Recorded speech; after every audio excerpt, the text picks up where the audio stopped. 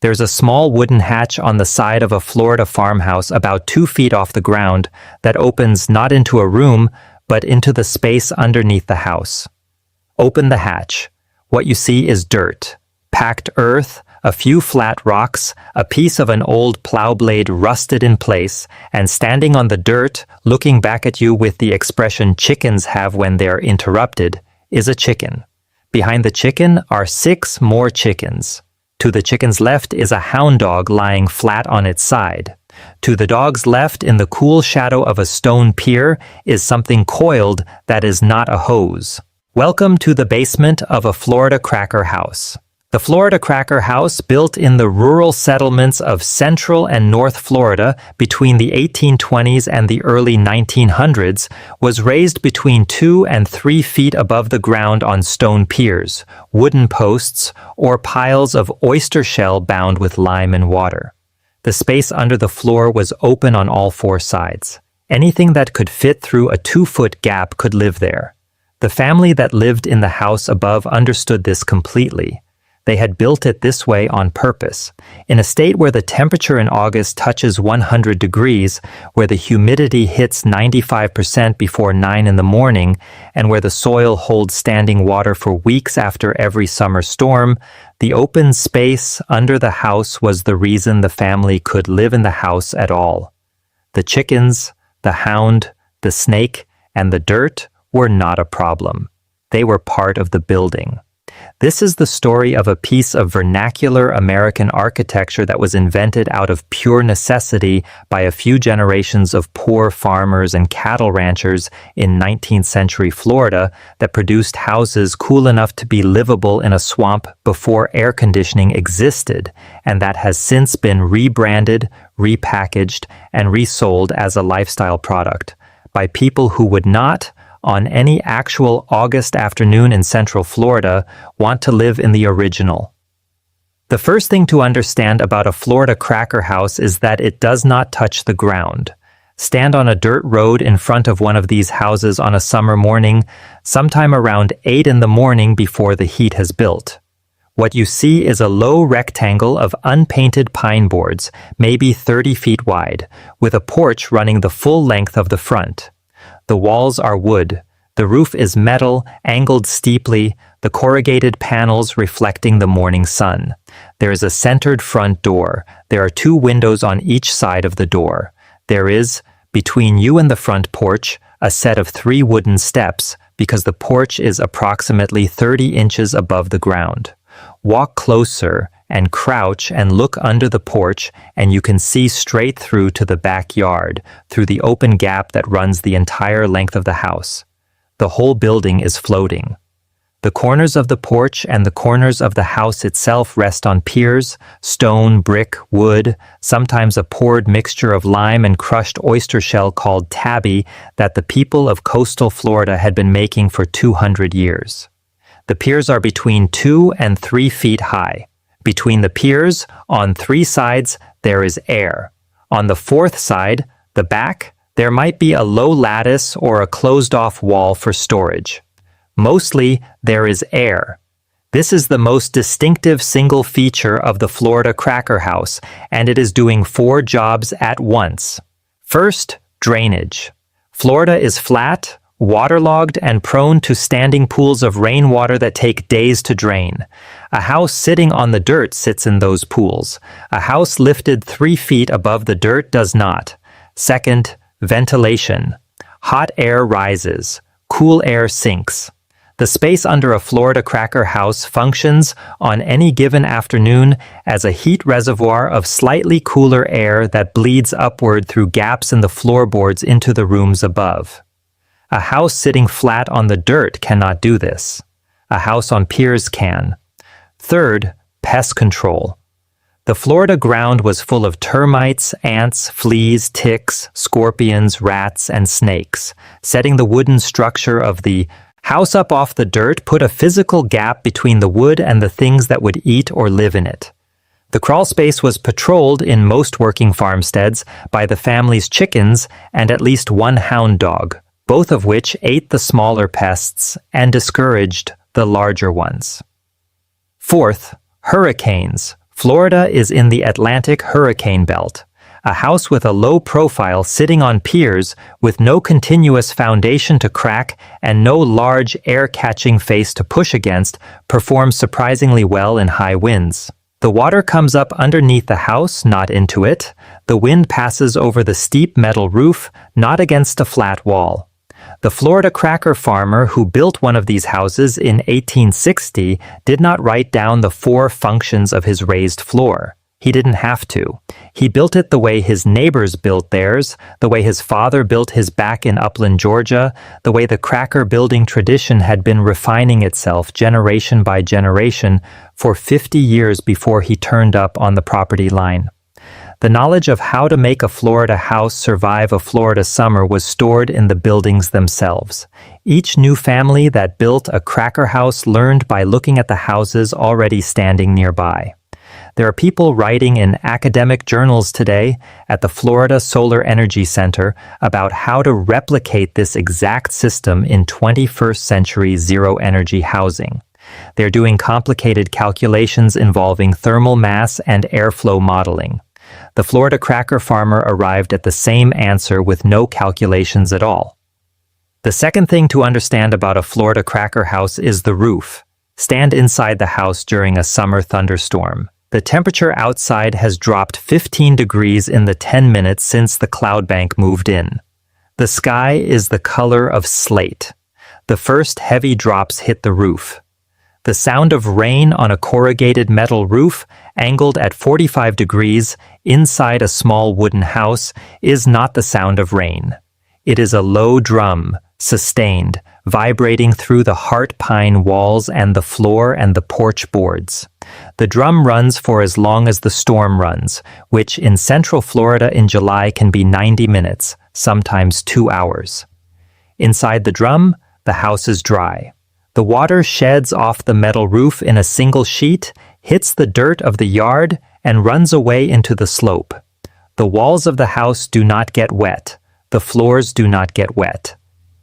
The family does not get wet. The metal roof on a Florida cracker house was, in the earliest examples, made of wood shingle. By the late 1800s, as corrugated steel and factory-made nails became available through general stores in Florida's small towns, the metal roof became standard. The pitch, close to 45 degrees, sometimes steeper, was preserved across the transition. The steep pitch sheds water in a single rush rather than letting it pool. The metal surface reflects sunlight rather than absorbing it. The combination keeps the house dry in the wettest hours of the year and cool in the hottest hours. The drum, the sound the metal roof makes during a storm, is the central sensory memory of growing up in a Florida cracker house. Anyone over the age of 70 who was raised in Central Florida can describe it from memory. The drum is also the reason the older Floridians who grew up under it have an emotional reaction to the sound of rain on a modern asphalt shingle roof. It is a wrong sound. It is a flat thump where there should be a sustained drum. Asphalt shingle on rafters insulates.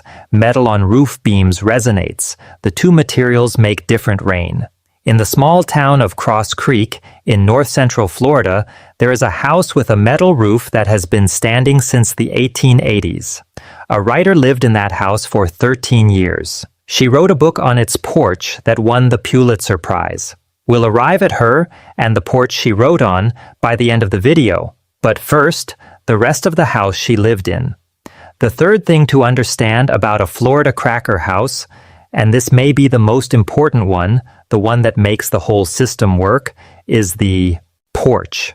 In a Florida cracker house, the porch is bigger than any room inside. Stand back from the house in the dirt yard. The building reads as a long, single-story rectangle. The outer layer is the porch, 8 feet deep, running the full width of the house in front, the full width again in back, sometimes wrapping the corners and running along the sides.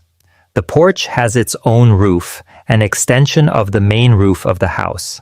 The porch has its own floor, the same plank-on-pier construction as the rooms inside. The porch has columns, plain wooden posts, holding up the roof. The porch has a railing, The porch has, in most working cracker households, anywhere from 3 to 7 chairs on it. Some are straight-backed, some are rocking chairs. There is a porch swing on one end. There is, by the front door, a small table with a tin water cup on it. Inside the porch is the wall, made of heart pine boards, with 2 windows on each side of the centered door. Inside the wall is the actual interior, a hall, a parlor, a kitchen, a bedroom. The interior takes up maybe 60% of what the porch and the interior combined occupy on the lot. In other words, the people who built this house spent more lumber, more nails, more days of labor on the porch than on any single room inside. This was not decoration. This was where the family lived. The interior was where they slept and where they ate the formal meal. The porch was where they shelled the peas, mended the harness, snapped the green beans for canning, talked to the neighbor walking by on the road, watched the children play in the dirt yard, drank coffee at dawn, drank water at noon, drank whiskey at dusk, and on the hottest nights of August when the rooms inside the house held the day's heat past midnight, slept. The porch served as a passive cooling system for the house. The deep eave of the porch roof shaded the front wall of the house all afternoon.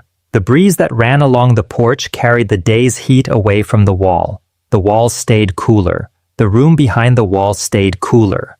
A Florida cracker house with a deep porch all the way around it was, at 4 in the afternoon in August, 8 to 10 degrees cooler inside than the same house without the porch would have been. The porch was the climate machine. The chairs on it were where the family operated the machine.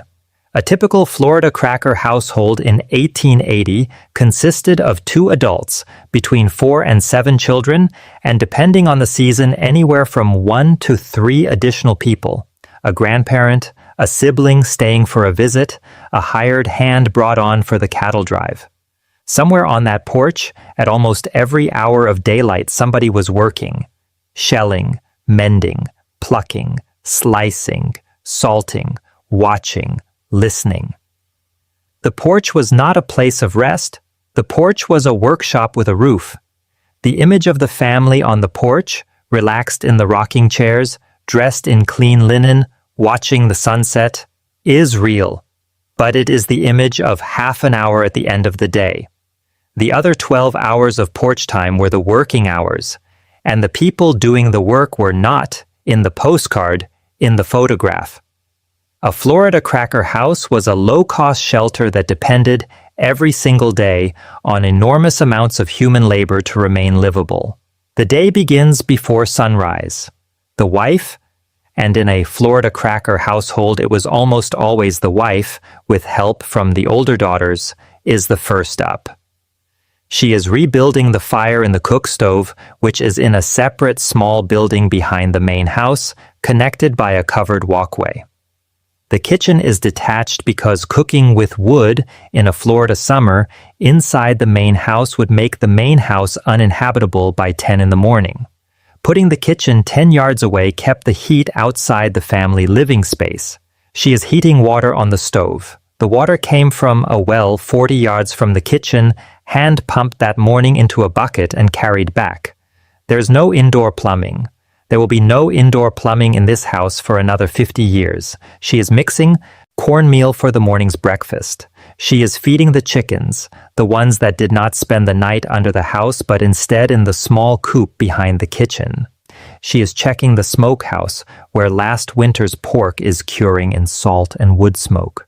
She has been moving for an hour and a half before the husband and the children are awake. The husband, when he gets up, is going out to the fields or the cattle pasture. The older boys go with him. The smaller boys stay near the house with their mother.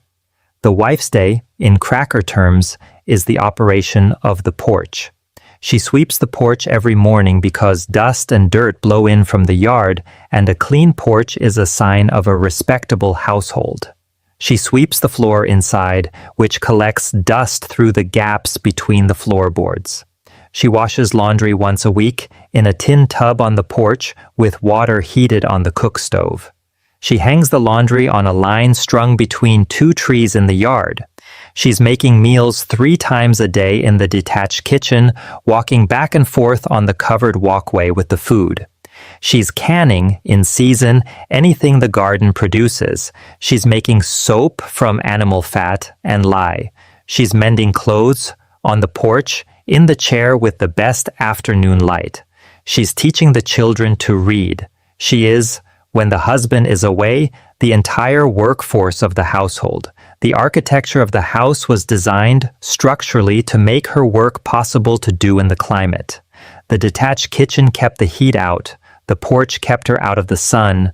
The raised floor kept the snakes out of the bedroom. The metal roof kept the rain off the laundry. The cross ventilation through the dog trot kept her body temperature down enough that she did not collapse. She did not collapse. She did the work. She did it for the 40 or 50 years she lived in the house. When she died, her daughter, if her daughter had married into another cracker household nearby, was doing the same work in a similar house a few miles away. The architecture is what is preserved in museums. The labor is what is missing from the photograph. The word cracker is a complicated one. Modern Florida in 2026 has not settled on a single meaning for it. The term originated, by the best historical understanding, in the 18th century. One theory traces it to the sound of the long whips that cattle drivers in Spanish Florida and frontier Georgia used to drive longhorn cattle through the palmetto scrub. The whips made a sharp crack. The men who used them became known, eventually, as crackers. Another theory traces it to the word cracker, meaning a poor white frontier settler, used as a term of contempt by wealthier Southerners. A third theory ties it to Scots-Irish dialect words for boastful talkers, to crack meaning to brag. What is settled is this.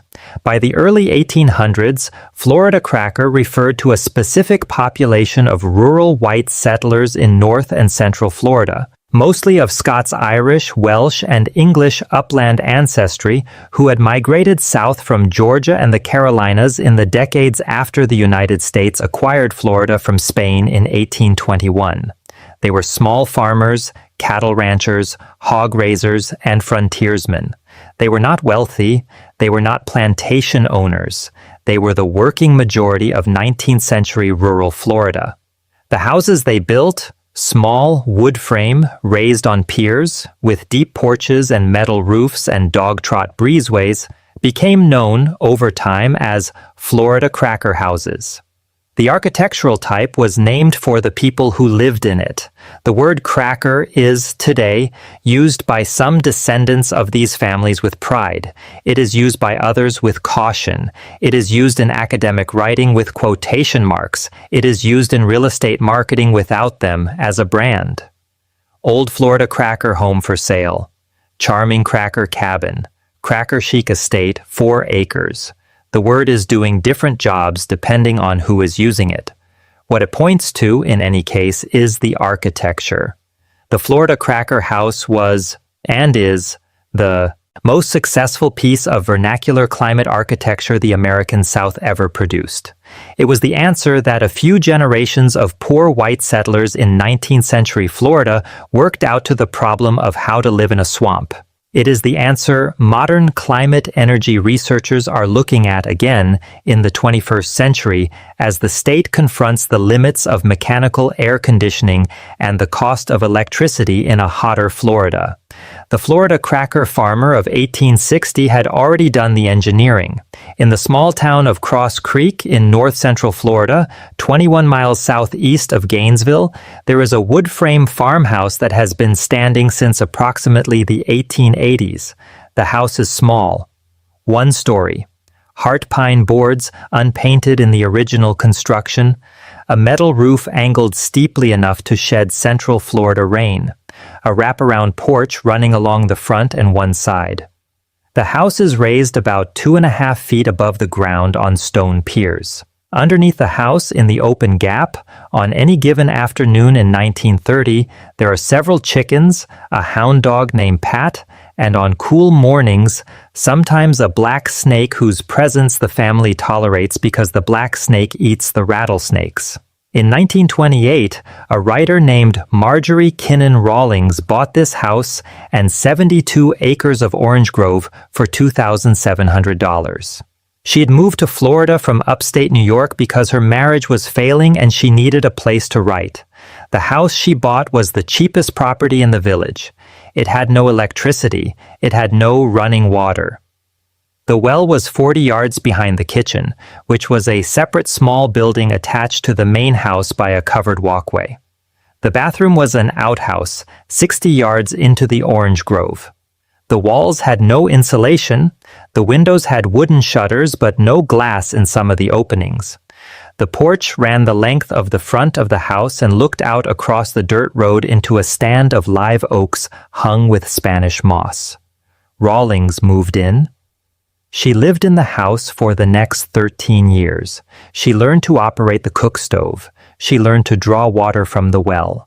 She learned to identify the snakes by their markings and to leave the black ones alone. She learned to recognize by their footsteps on the porch boards which of her neighbors was coming up the path. She learned the rhythms of the porch in summer and the rhythms of the porch in winter. She wrote, in those 13 years, on the porch. She wrote a novel called The Yearling on that porch. It was published in 1938. It won the Pulitzer Prize for the novel in 1939. It became, in the years that followed, one of the most widely read American novels of the 20th century, taught in schools across the country, made into a film with Gregory Peck. She wrote after that a memoir called Cross Creek about her 13 years in the house at Cross Creek. The book is, in part, a detailed description of the Florida cracker way of life. It is what most Americans who have read about cracker culture at all have read. Rawlings wrote in Cross Creek about the moment she understood she could not write the book she was supposed to be writing, a novel set in upstate New York, which her publisher had been waiting for because she had moved into a Florida cracker farmhouse and the Florida cracker farmhouse had taken her over. She wrote on the porch every morning with the hound dog Pat asleep against her foot and the chickens scratching in the yard. And what she wrote was about the people in Cross Creek and the woods around it, and the way the orange grove smelled in November, and the way the kitchen heated up in July. She had become, in the deepest practical sense, a cracker. She had not been one when she moved in, she was one when she walked out. The house is now a Florida state park. Visitors walk through it. The porch is restored, the kitchen is preserved. Rawlings's writing desk in the corner of the porch is still there. The well is still there. The orange grove behind the house is still there. The dirt road in front is still dirt. A visitor can sit in Rawlings' chair on the porch on a hot August morning in 2026 and feel the same breeze move through the same hall that ran through it for the 83 years before Rawlings was born and the 98 years since she bought the property. The architecture is the same architecture, the breeze is the same breeze. The Florida cracker house in its best surviving form is doing the same job today that it did in 1880. The job has not changed, the world around the job has. By the 1950s, the Florida cracker house was being torn down across the state. The reason was not that the houses had stopped working. The houses were working as well as they had ever worked. The porches were still cooling the walls. The raised floors were still drying out the ground underneath. The metal roofs were still shedding the rain. The chickens were still patrolling the crawl space. The architecture was unchanged. What had changed was the air conditioner. The first window unit air conditioners reached the Florida residential market in the late 1940s. By the 1950s, they were affordable to working-class families. By the 1960s, central air conditioning built into new construction at the foundation stage was standard on every new house in any Florida subdivision. The mechanical cooling of a single house in a Florida summer no longer required deep porches and high ceilings and dog-trot breezeways and raised floors. It required electricity and a working compressor.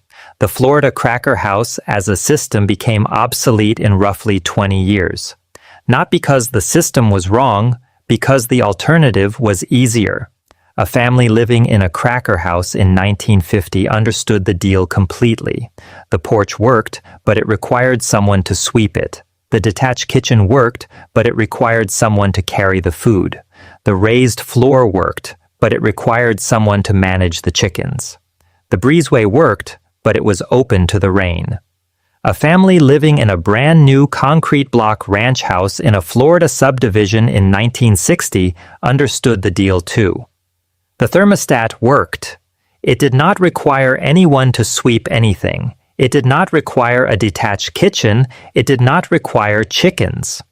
The thermostat was for a family that had spent 4 generations operating a cracker house, a kind of miracle. The cracker houses were left behind.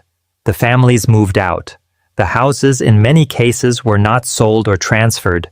They were simply abandoned, allowed to weather, taken back by the palmetto scrub.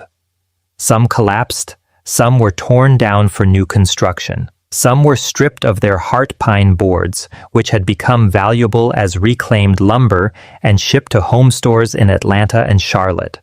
Some were photographed by the Florida State Archives in the 1930s and the 1940s, briefly documented as a vanishing form, and then forgotten. The Marjorie Kinnan Rawlings house at Cross Creek survived because of who had lived in it. Most cracker houses did not have a Pulitzer Prize winner attached to them. Most of them disappeared. In 1985, an architect named Ronald W. Haas, teaching at the University of Florida, published a book called Classic Cracker: Florida's Wood Frame Vernacular Architecture. The book documented for the first time in any systematic way the surviving Florida cracker houses across the state. Haas had spent years driving back roads, photographing farmhouses, measuring porches, sketching dog trot plans. The book was, in academic architectural history terms, a small triumph. It won the Lopresti Award for Excellence in Art Publishing in 1993. The book also did something Haas did not entirely intend. It introduced the Florida cracker house as an architectural form to people who had never heard of it. Architects, builders, developers, real estate marketers. By the 1990s, in the wealthier corners of Florida, Sarasota, Naples, certain neighborhoods of Tallahassee, certain coastal stretches near St. Augustine, a new building was appearing. It looked from the road like a Florida cracker house. Wood frame, raised floor, metal roof, wraparound porch, tabby pier construction. The new building was 4,000 square feet. It had granite countertops. It had central air conditioning. It had a swimming pool in the backyard. It had no chickens under the floor. The marketers called it cracker chic. The new buildings were, architecturally, a kind of homage to the Florida cracker house. They borrowed the silhouette, they borrowed the porch, they borrowed the metal roof and the heart pine boards and the raised pier foundation. They did not borrow the climate logic because the climate logic was no longer necessary. Central air conditioning had solved it. They did not borrow the labor structure because the family living in the cracker chic house was not going to sweep the porch every morning or carry food in from a detached kitchen. They were not going to operate the building. They were going to live in it. The cracker chic house was the silhouette of the working architecture without the work. It was the photograph without the labor that produced the photograph. In the same years that the cracker chic developments were going up in Sarasota and Naples, the actual surviving Florida cracker houses in the rural villages where they had been built, the houses that still had chickens under the floor and a working detached kitchen and a porch that someone swept every morning, were continuing to disappear.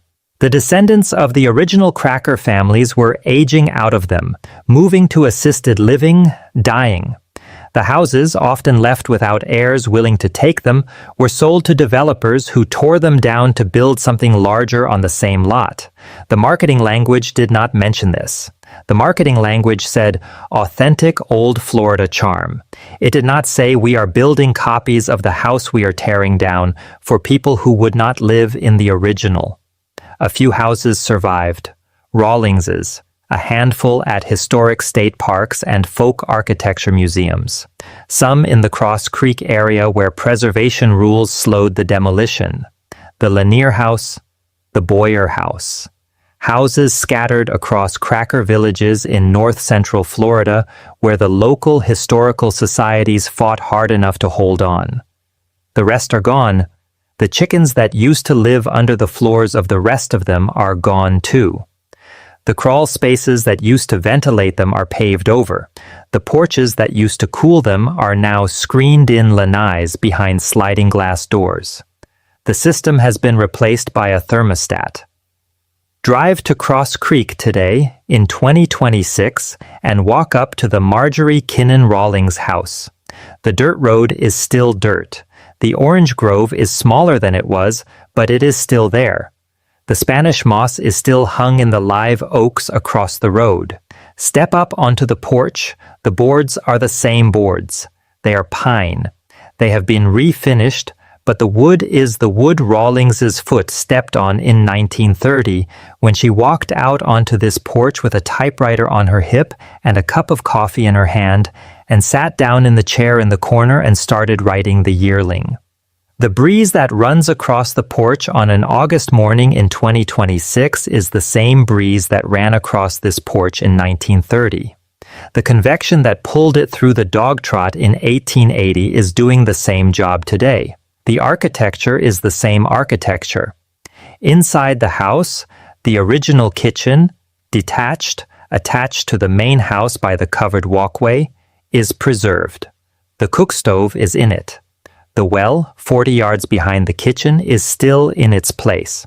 The crawl space under the house is still open on 3 sides. There are no chickens in it any longer. The state park rules do not allow chickens. There used to be. The piers are still piers. The hatch on the side of the house, the small wooden hatch about 2 feet off the ground, is still there. Open it and what you see is dirt, packed earth, a few flat rocks. The shadow of the floor joists overhead. In the empty space under the floor of Marjorie Kinnan Rawlings' house on an August afternoon in 2026, the only thing missing from the picture is the chicken. The Florida Cracker House is, on the state's preservation registry, a tract architectural form. 18 examples are protected as state landmarks or located within state parks. Several hundred more, by the Florida Solar Energy Center's estimates, survive in private ownership across the state. The total has been declining at roughly 2% a year for the past 40 years. What is left, beyond the houses themselves, is the system. The system is what the Florida Solar Energy Center is studying when it sponsors cracker-style design competitions for energy-efficient housing. The system is what the architects building new houses in the climate-conscious corner of Florida construction are referencing when they specify deep porches and metal roofs and raised foundations. The system is what the Cross Creek State Park is preserving when it keeps the Rawlings house open to visitors. The system is the answer to a problem the state of Florida is, in 2026, beginning to repose.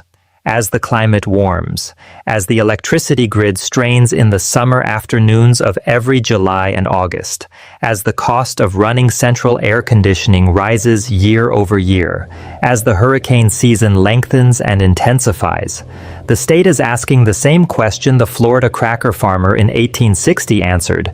How does a person live in this climate on minimum resources without dying of heat stroke in August?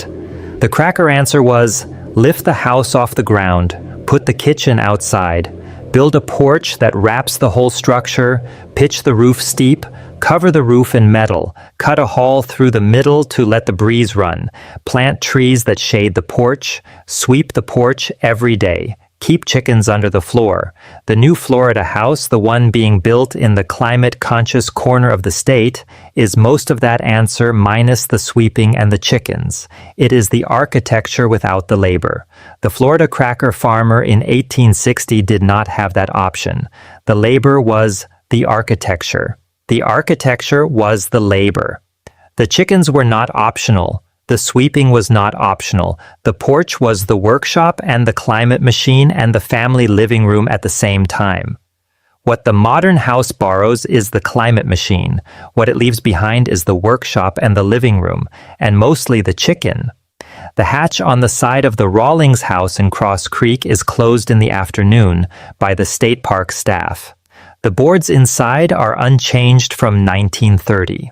The dirt is the same dirt. The piers are the same piers. The breeze that runs through the open gap underneath the house is the same breeze that ran through it in 1880. Sit in Rawlings's chair on the porch late on an August afternoon and look out across the dirt road into the live oaks. The light is gold and low. The breeze is moving the Spanish moss. Somewhere in the orange grove, a chicken is making a sound. The chicken is not from this farm. It is wandering loose from the next farm over. It will wander home eventually. The Florida Cracker House is still here. Most of the houses are not. The breeze is the breeze. The chickens are mostly gone.